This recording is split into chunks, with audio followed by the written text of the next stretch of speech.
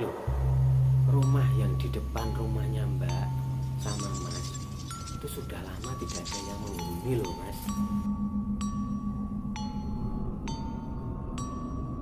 Assalamualaikum, hai, thank you matur suwun udah klik video ini. Saya Bre Ahmad, kalian sedang menyaksikan Bre Alkisah. Jadi kisah kali ini nih, buat kalian juga bro, kisah kali ini adalah kisah suami istri yang sudah menikah sekitar 3-4 tahun. Dan kebetulan pasangan suami istri ini belum dikaruniai seorang anak, belum punya anak. Sedangkan si wanita, kita sebut Mbak Yanti. Sedangkan yang cowok Mas Yoga. Ya ini Mas Yoga ini. Mas Doni, Mbak Yanti dan Mas Doni. Mbak Santi dan Mas Yoga. Kita sebut saja demikian. Tagline gue pilih. Gak usah banyak ribet, let's go subscribe. Alkisah. Ada sepasang suami istri, Mbak Santi dan Mas Yoga. Kita namanya Mbak Santi dan Mas Yoga. Mbak Santi dan Mas Yoga adalah pasangan muda suami istri yang sudah berumah tangga sekitar 3-4 tahun. Namun mereka berdua belum juga dikaruniai seorang putra ataupun putri. Sedangkan Mbak Santi ini sudah ingin banget punya seorang anak cewek. Kalau lihat anak cewek, lihat di jalan, bawahnya ini dicium. Aku juga kalau lihat anak cewek di jalan, masih gede. Nah, anak cewek yang sudah gede.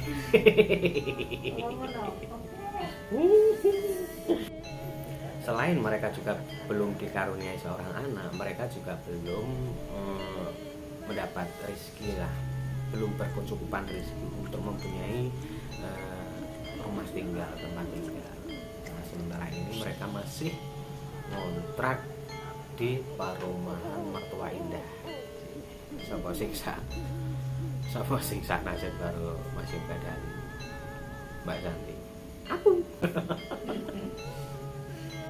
Maka dari itu mereka sepakat untuk istilahnya cari rumah kontrakan ya, supaya mereka bisa belajar mandiri dan juga mereka bisa leluasa untuk melakukan produksi gencatan senjata bergerilya lah, agar supaya nantinya siapa tahu setelah ngontrak, setelah mempunyai katakanlah rumah tinggal sendiri, mereka lebih leluasa dan cepat diberikan momongan.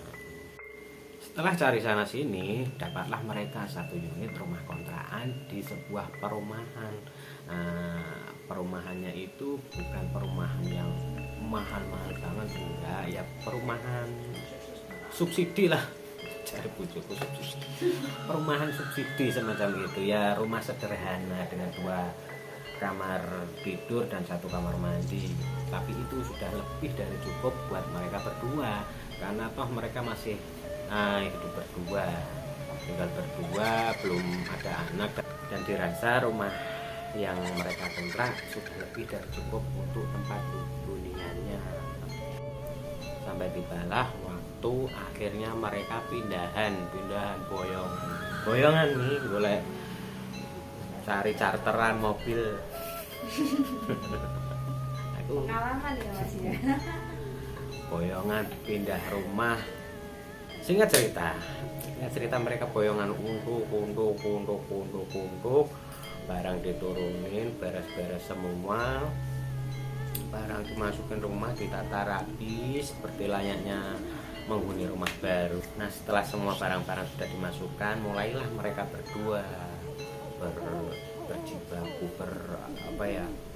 berberes-beres ria, bersibuk ria untuk menata tata ruang tamu, kamar tidur, bagan dan lain sebagainya. Dari siang sampai sore mereka sibuk berdua menata rumah. Di sela-sela kesibukan mereka menata ruang, menata barang-barang perkakas mereka, Mbak Santi nanya sama Mas Yoga, Mas, Mas, Mas, Mas, Mas, kita kapan mau lapor ke Pak RT? Itu kata Mbak Santi. Mas Yoga menjawab, kayaknya nggak sekarang sih Dek, karena Pak RT lagi luar kota, mungkin pulang ke rumah baru minggu depan Pak RT baru pulang. Jadi nggak apa-apa, kita lapornya minggu depan aja kalau Pak RT sudah pulang. Nah, tidak terasa waktu sudah menunjukkan pukul sore itu berapa ya? Pukul sekitar jam 5-an. Setelah mereka beres-beres kan ada sampah-sampah loh. Nah, sampah sudah dikumpulkan, dikerseki. Mbak Santi mau buang sampah di depan rumah. Mbak Santi mau buang sampah, dilihatnya ada anak kecil di depan teras rumah depan. Jadi sini rumahnya di depan teras ada rumah. Suasananya sudah mau maghrib aslinya. Suasana sudah mau maghrib. Mbak Santi buang sampah di depan, dia lihat anak kecil, wah dia senang sekali karena memang Mbak Santi suka anak kecil dan Mbak Santi sangat pengen punya anak, apalagi ini anak cewek cantik, imel-imel, rambutnya kriwil-kriwil putih, matanya belok, cantik kok, alisnya kandel tekan kelek.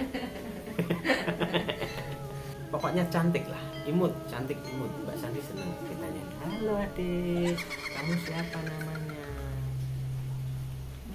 Tapi si adik tidak jawab, cuma terus dia masuk ke dalam rumah.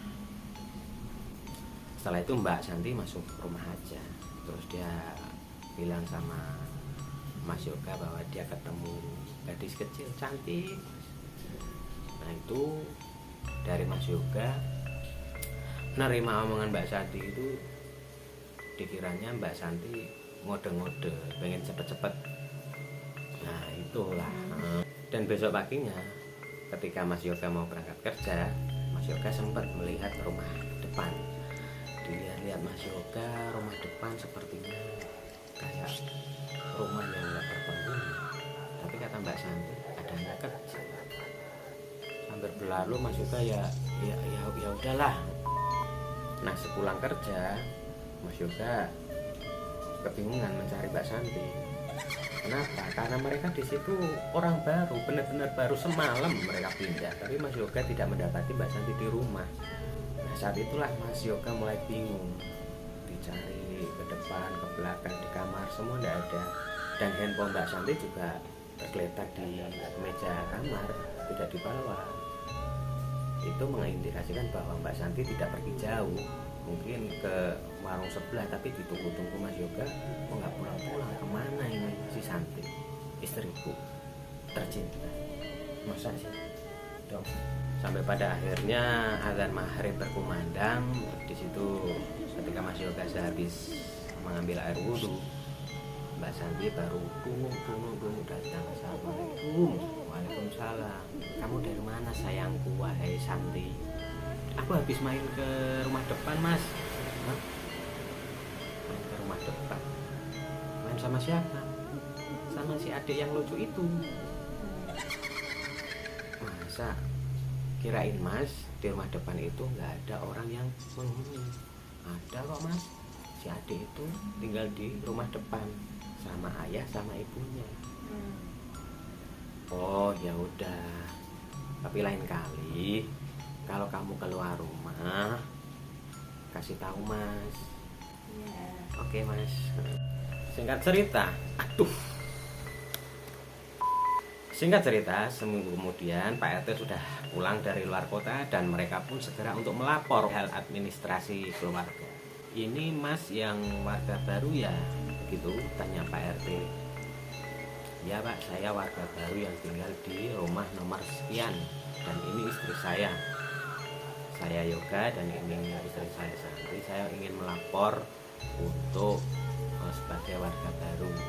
Oh iya Mas, berkas-berkasnya sudah dibawa semisal KTP, KK dan lain-lain. Sudah Pak, ini saya bawa berkas-berkasnya. Lalu mereka pun berbincang-bincang, berbasa-basi. Nah, pada saat mereka berbincang-bincang, tiba-tiba Mbak Santi kepikiran untuk bertanya sama Pak RT, karena kebetulan Mbak Santi yang notabene warga baru di sana, yang Mbak Santi kenal hanyalah keluarga di depan rumahnya persis. Jadi Mbak Santi tanya ke Pak RT, Pak, kalau rumah yang di depan rumah kami itu rumah Pak siapa ya, atau Bu siapa ya? Saya kemarin lihat anak kecil di sana, tapi saya belum sempat kenalan sama bapak sama ibunya. Saya cuma main-main sama anak kecil itu. Loh, rumah yang di depan rumahnya Mbak sama Mas itu sudah lama tidak ada yang menghuni loh Mas, Mbak. Yang bener Pak, orang kemarin saya lihat anak kecil itu Pak, anak kecil perempuan cantik, imut, lucu Pak. Saya sampai gemes banget. Iya Mbak, rumah yang di depan Mbaknya persis itu sudah lama nggak ada yang menghuni. Jadi itu rumah kosong Mbak. Loh, jadi yang saya lihat. Nah, dari situ mereka mulai kebingungan. Siapa dan apa yang Mbak Santi lihat? Apakah benar yang Mbak Santi lihat adalah anak kecil si cantik yang imut dan lucu itu benar-benar anak kecil, atau si cantik si imut-imut anak kecil itu sebenarnya bukan manusia? Lalu apa sebenarnya? Sampai sekarang Mbak Santi tidak pernah tahu itu siapa dan itu apa. Karena setelah kejadian di rumah Pak RT itu, besoknya Mas Yoga dan Mbak Santi menggelar acara selamatan di rumah, dan mereka mengundang warga setempat, juga keluarga, dan juga mereka mengundang Pak Kiai untuk mendoakan rumah mereka agar dijauhkan dari gangguan dan mara bahaya. Dan sampai sekarang Mbak Santi dan Mas Yoga, Mbak Santi lebih khususnya, tidak pernah ketemu sama si kecil, si cantik yang imut itu. Nah, itu dia cerita episode kali ini. Semoga menghibur. Maaf untuk cengengesan yang tidak berguna, tapi saya senang. Semoga kamu juga senang, lek browan dan lek browati. Sampai jumpa kembali di episode yang akan datangnya lagi. Wassalamualaikum, bye.